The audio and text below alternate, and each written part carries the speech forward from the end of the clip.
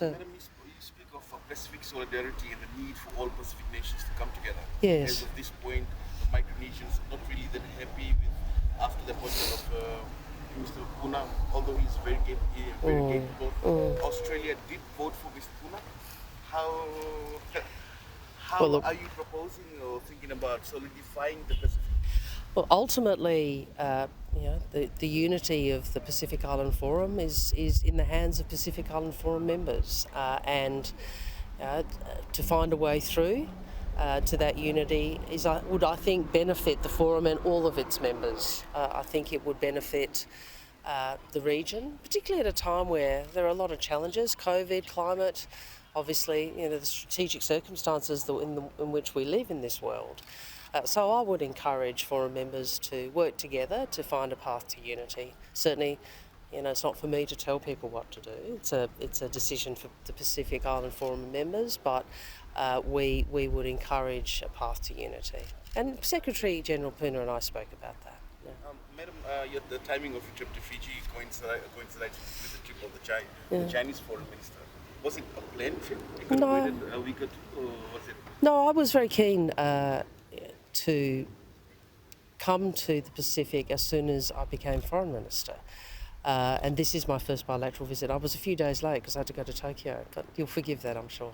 So this was always in the plan and not reactive to the announcement? No, I mean, we've been... Look, I don't know how much you watch Australian elections. You probably don't. It's not that interesting, is it? But we did a lot of work on Pacific policy, and we thought when we did it we'd have an announcement, but it would probably get picked up here and in the Pacific press. But it became quite a big part of our foreign policy during the election. We understand how important this is, and we understand that Australia has more to do, and we wanted to put out there the things that we wanted to do.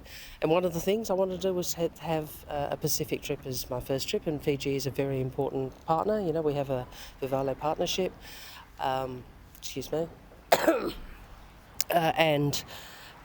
chair of the PIF. So we thought it was appropriate. Madam, there's been some criticism of previous Australian administrations.